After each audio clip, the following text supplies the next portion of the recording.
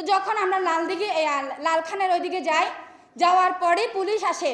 Police আসার পর police এমনভাবে গুলি ছুটতে থাকে, তাছাড়া লাঠি পিটা করতে থাকে। আমি দাঁড়িয়েছিলাম, প্রতিটা আপু পিছনে চলে যাচ্ছে। আমি চিৎকার করে বলতেছি, জায়গা থেকে কেউ সরবেন না, আমরা কোনো অন্যায় করতেছি না, আমরা কাউকে মারতেছি না, সো আমরা কেন সরবো? পুলিশটা আমাকে বলতেছে, একটুখানি মেয়ে, এত বড় সাহস কেন? পেছনে যাইতে বলতেছি না, আমি পিছনে যাইনি। আমি পিছনে না যাওয়ার কারণে ওর ওই জুতা দিয়ে আমার পায়ে এমনভাবে পাড়া দেয়, ওর জুতার সাথে আমার চামড়া উঠে আসে। সেম জায়গায় ছিল আমার জুতার ঠোসা বলে যেটাকে, ও আমাকে প্রচণ্ড কষ্ট দিছে। যখন আমি পাটা নাড়াচ্ছি, ও কিন্তু পা ছাড়তেছে না। আমি ওকে ভদ্রতা স্বরূপে বলতেছি যে আপনি আমার পাটা ছাড়েন, আমি ব্যথা পাচ্ছি। ও কিন্তু আমার পাটা ছাড়ে নেই। আমার সেম নিকাব ছিল, হিজাব ছিল, বোরকা ছিল, কিন্তু তারপরে আমি কিন্তু ওনাকে ভদ্রস্বরূপে কথা বলছি। যখন ওই সাহেব ছিল, সাহেব পেছন থেকে পুলিশটাকে ধাক্কা দিয়ে ওর কাছ থেকে আমার পাটা নেয়। এতটুকুই আমার অভিজ্ঞতার মধ্যে ছিল। এর মধ্যে আরও ছিল, আমি বললে হয়তো অনেক বেশি হবে। আমার মেইন কথাগুলো আমি বলতে পারবো না, স্যার। আমার মূল কথাটা আমি আপনাদেরকে বলে আমার ভেতরে আক্ষেপটা আমি শেষ করতে চাচ্ছি।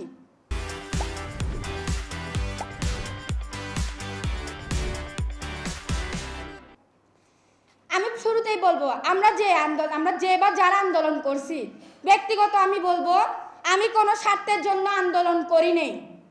আমার কোনো স্বার্থকতা ছিল না, এখানে আমার কোনো কিছুই ছিল না। আমি করছি, আমার দায়িত্ব ছিল দেশের প্রতি, আমার দায়িত্ব ছিল ফ্যামিলির প্রতি, আমার দায়িত্ব ছিল আমার আশেপাশে থাকা মানুষগুলোর প্রতি। ওই কারণে আমি গেছি। আমার কোনো স্বার্থকতা এখানে নাই, আমার কোনো কিছুই এখানে নাই। যদি আপনারা, আরেকটা প্রশ্ন ছিল, প্রশ্নগুলো আমি একটু নার্ভাস হয়ে যাচ্ছি, কিছু মনে করবেন না। তো মূল কথাটা হলো যে আপনাদের যারা সিনিয়র, যারা আছেন, আমাদের কথাগুলো যেখানে যাওয়া দরকার বা শুনতেছেন মন দিয়ে, তাদের কাছে আমার কয়েকটা প্রশ্ন, একটা না। প্রথমত বলবো, ভাইয়া, আপনারা যখন আন্দোলন করতেছেন, তখন কি আইন শৃঙ্খলা বাহিনী কিন্তু খুঁজে খুঁজে স্টুডেন্ট যারা শিক্ষার্থী তাদেরকে খুঁজে খুঁজে ঘর থেকে বের করে করে আইনের আওতায় নিয়ে গেছে? কথাটা সত্য? অস্বীকার করতে পারবেন? কেউ করতে পারবেন না। এখনো পর্যন্ত সেই মিথ্যা মামলা নিয়ে ভাইগুলা ঘুরতেছে। যদি নাম বলেন, আমি কয়েকজনের নাম বলতে পারবো যারা মিথ্যা মামলায় এখনো ঘুরতেছে, যারা মিথ্যা মামলায় এখনো হেনস্থা হচ্ছে। তা আমার প্রশ্ন হলো, ভাই, যখন তারা আইনি ব্যবস্থা নিয়ে তখন খুঁজে খুঁজে সাধারণ স্টুডেন্টদের নিয়ে আইনের আওতায় আনতো, তাহলে এখন যারা অন্যায় করতেছে তারা মুক্তভাবে কিভাবে হাঁটে? ভাই, আমার এই একটা প্রশ্ন আছে। আরেকটা হলো, আইনি ব্যবস্থাটা এখনো কেন ঠিক হচ্ছে না? এখনো ভাবে আমরা শুধু স্বৈরাচারের চেয়ারটা খালি করছি, শুধু মানুষটা খালি করছি, কিন্তু আমরা কোনো কিছু এখনো পর্যন্ত করতে পারতেছি না, ব্যবস্থা করে আসতে পারতেছি না।